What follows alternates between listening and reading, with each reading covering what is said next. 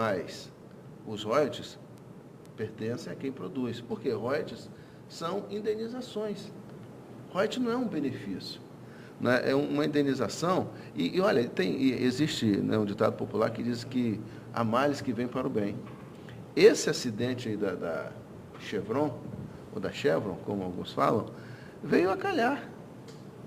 Né? Se esse acidente ganhasse grandes proporções, quem seria prejudicado? Seria, por exemplo, seriam os municípios do Maranhão? Seriam os municípios do Piauí? Seriam os municípios do Amazonas? Seriam os municípios aqui da região norte fluminense, né? Macaé, Campos, Quissamã, que seriam os mais prejudicados se esse acidente tivesse a mesma proporção do que teve no Golfo do México.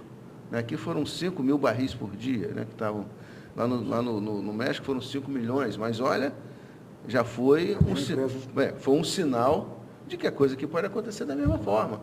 Então, existem situações que às vezes a gente fica meio apavorado, mas que servem, né? Situações que têm uma visão assim meio negativa, pô, esse acidente, mas veio exatamente num momento importante, porque pode servir como argumento para os nossos deputados, os nossos representantes do Estado do Rio e do Espírito Santo, usarem na hora de questionar isso. Olha, tivemos a possibilidade de ter um acidente seríssimo.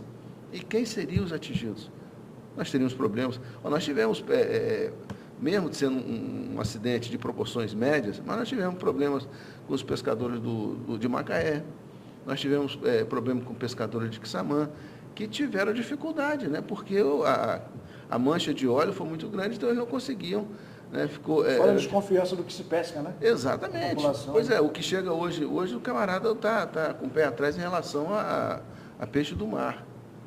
Né? Já houve até matéria na televisão, em jornais, dando conta de que a população está meio, né, com o pé atrás e só está comprando produtos da água doce. Então, eu entendo, falando como cidadão, eu acho que o Supremo, de maneira alguma, ele vai permitir que o Congresso leve à frente no meu entender, uma insanidade que não tem justificativa nenhuma, não há nenhuma justificativa técnica que possa permitir isso. Agora, é um assunto, Granger, que as pessoas ficam muito cheias de dedos para falar, não vão falar nisso e tal, mas o grande culpado dessa situação toda foi o presidente Lula, o ex-presidente Lula. Porque essa era uma questão que não tinha nem que ser discutida. Olha, se o petróleo da camada pós-sal pertence aos estados que produzem, os royalties pertencem aos estados do pré-sal também. Então não teria que discutir essa questão de pré-sal. Aí levou essa questão para o Congresso, o Ibsen Pinheiro, que não é de bobo, não tem nada, aproveitou uma brecha e entrou com uma emenda e está dando nisso tudo que a gente está vendo aí. E o presidente Lula, não, eu vou vetar, ele não tinha nem que levar isso para discussão. Isso é um direito garantido pela Constituição para os estados que produzem. Então, a questão do pós-sal, o petróleo do pós-sal, os royalties têm que ser para os estados que produzem, o pré-sal também. Qual a diferença? Os riscos são os mesmos. E os royalties, exatamente, eles são argumentados no fato de que seria uma indenização para possíveis danos ambientais que esses estados sofrem. Alguns alegam o seguinte, que o mau uso dos royalties faria com que as cidades não produtoras se achassem no direito de ter. Não, isso aí é uma outra questão. O prefeito que usou mal os royalties, ele que se explica à justiça que vá atrás dele e que faça ele prestar as contas devidamente. Agora, não é por causa de uma ação de um prefeito que a população tem que pagar, porque os royalties não pertencem ao prefeito, os royalties pertencem ao município. E o município é formado por nós, né? Pela sociedade, de modo geral. Então, eu acredito que, mesmo diante de toda essa discussão, o Congresso pode até aprovar, a Câmara dos Deputados pode até aprovar, mas eu acho que na hora que chegar no Supremo a coisa não vai à frente, não. Jorginho, você acredita que a população esteja tão consciente, assim como você, sobre a questão dos royalties, dessa possível partilha? Ô, Vitor, eu acho que talvez as pessoas não tenham, assim, uma parte da sociedade, ela talvez não tenha o conhecimento do que seja royalties, do que isso representa, mas se for tirado da população, ela vai entender. Ela vai sentir na carne. Vai sentir fazer esse dinheiro. No momento, né? Na Exatamente. carne, né? Aí fala assim, por que não tem mais sei lá, vamos supor, por que não tem mais ambulância? Isso eu estou dando um exemplo aqui. Tá, ela vai ter, não, porque tiraram os royalties. Aí ela vai sentir na carne a consequência disso tudo. Porque não tem como, Vitor. Por exemplo, o município de Campos, de Macaé, de Rio das Ostras, de todos os outros que recebem como produtores de petróleo, hoje tem a grande fatia do seu orçamento oriundo dos royalties. Não tem para onde correr, não tem como negar. E se isso for tirado de uma hora para outra, nossa, vai ser um golpe que todo mundo vai sentir. Toda a sociedade vai sentir. Né? Porque, evidentemente, vai reduzir o poder das prefeituras, os poderes dos municípios, de atender a necessidade da população. Vai reduzir muito. A manutenção, mesmo que de certa forma, nesse momento, temporária dos royalties, é que fazem com que, por exemplo, a prefeita possa agora, nesse mês, lançar esse pacotão. Agora, ela lança o pacotão dentro desse orçamento. Dentro do orçamento. Então, já vai avisar que esse pacotão pode ter alguma mudança, caso a gente... Claro, lá na frente, se a Câmara dos Deputados decidir realmente tirar os royalties, ou redistribuir os royalties, até que o Supremo se pronuncie, fica valendo a decisão da Câmara.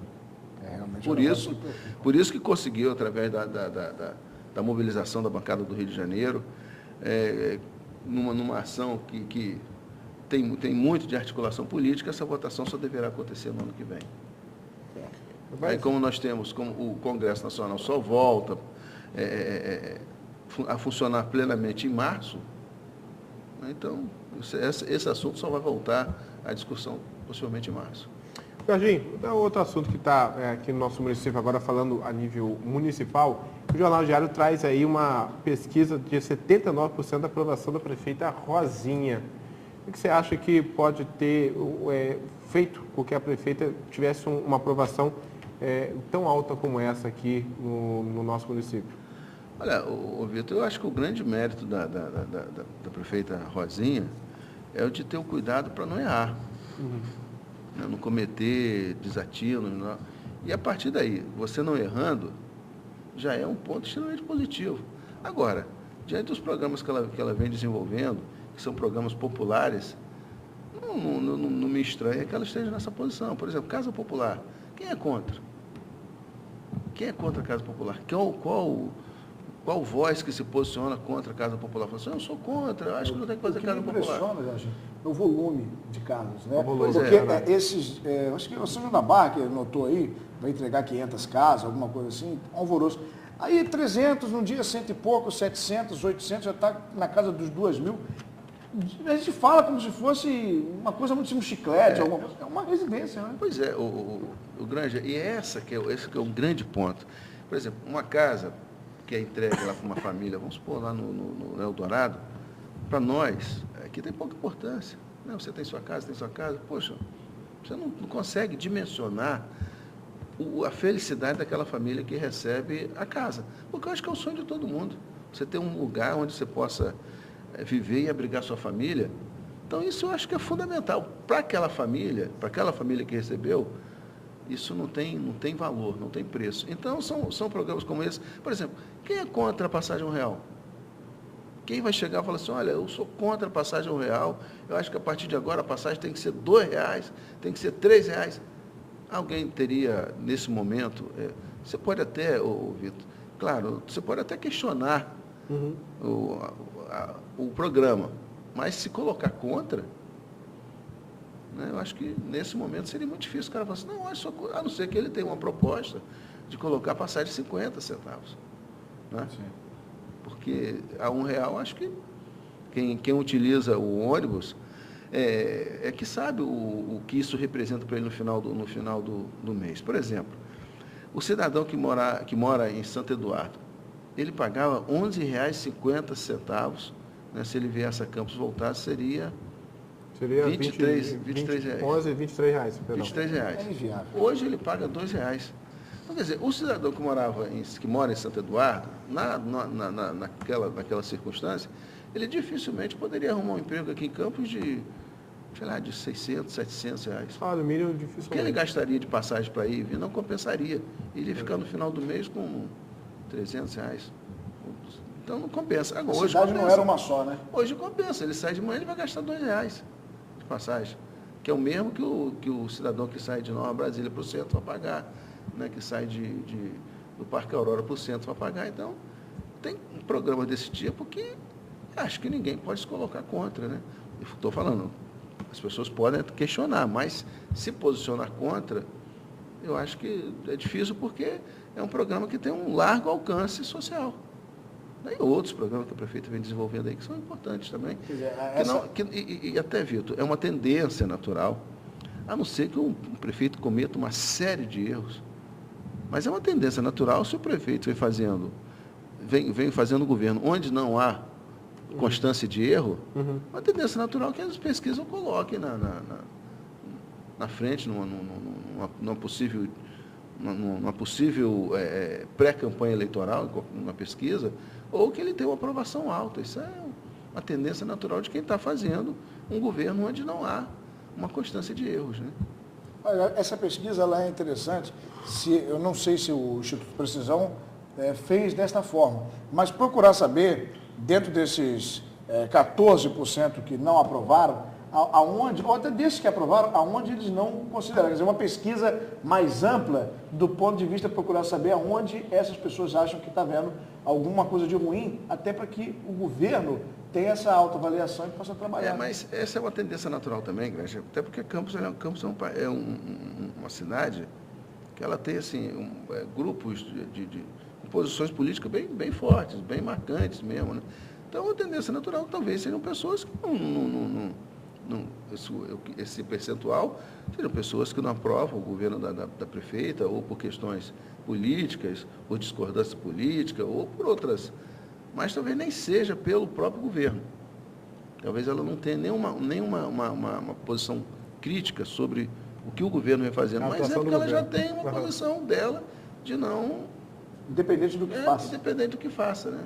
Que é uma tendência natural também em Campos. Acho que dificilmente um governante de Campos ultrapassaria aqui uma média de 85%, porque há um percentual de grande ou expressivo de pessoas que têm um posicionamento político que não é uma ação ou outra do governo que vai fazer mudar de posição. E você acha que isso, de certa forma, nos atrapalha a ter novas pessoas em administração pública aqui no nosso município, essa questão de crítica por crítica? De você ter outras pessoas surgindo? Porque as pessoas, de certa forma, acabam desanimando, porque, política crítica por crítica, quando um sujeito, quando está amigo, está tudo bem, quando está inimigo, está tudo mal, pronto, acabou. Não há aquele consenso, não há aquele pensamento de que nós podemos ser adversários políticos. Mas se você faz uma coisa boa, por exemplo, uma passagem a R$1, por exemplo, uma ponte no meio da cidade que vai ligar, vai facilitar o escoamento da cidade, parabéns, isso aí é legal, ponto.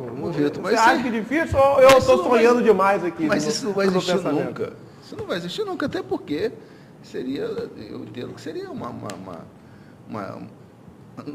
vou dizer que seria uma tolice, mas não é comum, né, que a oposição bata palma, não é comum. A oposição tem o papel dela, até mesmo porque é através da crítica que ela faz, da visão que ela tem, que ela vai ganhar espaço, que ela vai mostrar a sua proposta. Então, se a oposição começa a bater palma para quem está no governo, seja ele qual for, quer dizer, ela praticamente... É o sentido do nome oposição. Ela perde o sentido e até mesmo ela perde sua capacidade de reação numa próxima eleição. Mas aí a gente pode levar para um outro lado, Jorginho. Por exemplo, você falou bem sobre a questão de a oposição dificilmente vai falar mal das classes populares, porque classes populares, de certa forma... Eu não estou falando que vai falar, não estou dizendo que não vai falar mal. Estou falando que pode até questionar. Sim. Questionar o valor da casa, agora, se colocar contra, é complicado, né? Porque estaria indo contra o sonho daquelas famílias que receberam a casa. Agora, de questionar... Ô, Vitor, a oposição, acho que ela tem um papel importante em qualquer situação, em qualquer circunstância. Acho que a partir do momento que você tem unanimidade, aí eu acho que é preocupante. Eu acho que a oposição... ela tem o seu papel, ela tem o seu papel de crítica. Agora, a crítica pela crítica, eu acho que só quem faz isso são aquelas pessoas que não têm muito conteúdo. As pessoas que fazem oposição com base, com argumento, com posições claras, ideológicas, essas vão ter sempre o seu espaço. Em qualquer circunstância, são importantes no processo. São importantes. Eu acho que em qualquer processo a oposição ela tem uma importância grande. E também ela é salutar porque permite também que outras correntes de pensamento possam existir, possam colocar sua posição, né, visando uma próxima eleição. Né? E é aquela história, a eleição ela é uma disputa por convencimento. Uhum. Quem tem mais argumento para defender suas propostas, teoricamente, que normalmente vence uma eleição. Né? Então... E no caso da prefeita Rosinha, caso ela venha ser candidata novamente, ela entra, entre aspas, ela já entraria com uma situação em desvantagem, porque ela já vem sendo avaliada. Que é aquele que é o atirador, aquele que vem inicialmente, as pessoas não conhecem, ele vem só com projetos, então ela está trabalhando em cima do que já foi realizado. Né? Exato, e numa disputa eleitoral, evidentemente que ela passa a ser a vidraça, né? Claro. Quer dizer, os seus adversários, evidentemente, vão colocar, lógico que ela vai defender o seu governo através dos programas que ela desenvolveu, e os seus adversários vão usar, talvez, esses mesmos programas, né, para tentar, de alguma forma, atingir o governo. É assim que é o processo. Agora, é a questão do convencimento, e quem decide, a última voz é a população, né, o povo, o eleitor, que vai lá e dá o seu voto. Né? Pelo menos eu entendo que a eleição deve funcionar assim. Se existem outros meios, aí não cabe a gente nem estar discutindo agora, mas eu entendo que quem decide a eleição é o eleitor. Né? Se ele aprova um governo, ele vai lá e dá um outro mandato ao governante. Se ele não aprova, ele tira aquele governo e bota outro. Né? Então, quer dizer, passa pela decisão dele. Então, a oposição pode ter a posição dela, de crítica e tal, o governo pode ter a sua posição, mas na hora da decisão, o eleitor é que vai chegar e falar assim, não, aprovei o governo, gostei do governo e vou dar mais um crédito de confiança ao governo, vou dar mais um mandato a esse governo. Não gostei do governo, não aprovei o governo, vou dar uma oportunidade à oposição. É assim que funciona. Né? Ou deveria ser assim, né? Deveria ser assim. O caminho correto. Né? Jorge Luiz Pereira dos Santos, Jorginho. Não espero Jorginho, não. Deixa eu só fazer uma última pergunta. Desculpa, porque eu não sei como é que está o pessoal da Associação de Bois, até agora não chegou. É só a gente ter um tópico, eu sei que está tudo estourado em relação ao comercial, mas amanhã e domingo nós teremos os desfiles dos bois pintadinhos em Guarulhos. Está tudo pronto? Como é que está? Está tudo já no esquema? E a minha preocupação foi até em relação aos veículos de comunicação, principalmente rádio AM. Será que nós teremos essas transmissões, sabe dizer? Não sei. Granja, olha, eu só afirmo que vai ser um grande espetáculo. Eu acho que as pessoas que forem na avenida amanhã, lá em Guarulhos, elas vão ver um grande espetáculo popular. Porque o boi pintadinho tem essa característica de ainda ser um representante mesmo da cultura popular. Né? E eu acho que vai, e pela empolgação deles, pela organização que eles estão demonstrando, eu acho que eles vão fazer um belo desfile. Aí todo mundo pergunta, mas por quê? Porque agora em dezembro, porque hoje é o Dia Nacional do Samba. Uhum. Né? E esse desfile é em homenagem ao Dia Nacional do Samba. Então é hoje, quer dizer, as comemorações começam hoje, inclusive lá na Fundação Zumbi. A partir das 7 horas vai ter um evento muito legal com o pessoal da capoeira, junto com o pessoal lá de Custodópolis. Né? Vai fazer um evento muito bonito. E amanhã, a partir das 14 horas, vai ter o desfile dos bois pintadinhos. Os bois pintadinhos aqui em Campos são chamados bois de samba. E bois de samba vão desfilar no Dia Nacional do Samba. Mas isso só acontece esse ano, porque ano que vem os bois pintadinhos já terão um calendário próprio dentro da Semana do Folclore. Aí vai ser uma coisa até com mais não vou dizer organização não, porque está muito bem organizado, mas vai ser uma coisa com mais expressão, que já vai ser lá no CEPOP, né? Então já vai ser... E eu acredito que a partir daí é que o desfile de boi pintadinho em campo vai dar um salto de qualidade assim, muito grande. Tá certo. E Jorginho, obrigado. As pessoas estão convidadas. Estejam lá, com certeza, a partir de amanhã das 2 horas? A partir das 2 horas. 2 aí, deve ir até umas 9 horas. A previsão termina 8h30, 8h45, por aí termina às 9 horas. Eu vi as fotos, está montando arquibancada. Tá legal, está muito bem organizadinho. Arquibancadas foram colocadas assim, embaixo das árvores, então Se fizer um sol muito forte, as pessoas não vão ter problema. Está uma área ali fresquinha, na beira do Paraíba, vai ser muito legal. Tá certo. Jorginho, obrigado pela presença mais uma vez no nosso programa. Por favor, volte na semana que vem. Estou mais ordem, Vitor. Um grande abraço para todos. Fiquem todos com Deus e até sexta-feira. Começamos com o Jorge Luiz Pereira dos Santos, Jorginho, que além de nos ajudar aqui toda sexta-feira, ele também é presidente da Fundação Zumbi dos Palmares, aqui na Prefeitura de Campos. São 8 horas e 38 minutos. E lógico, o meu padrinho, que eu Você escolhi. tem que trazer em primeiro, cara. Ele se orgulha disso, que ele falou que eu escolhi. Vitor me escolheu. Vou chamar o intervalo comercial, volto já, não sai daí.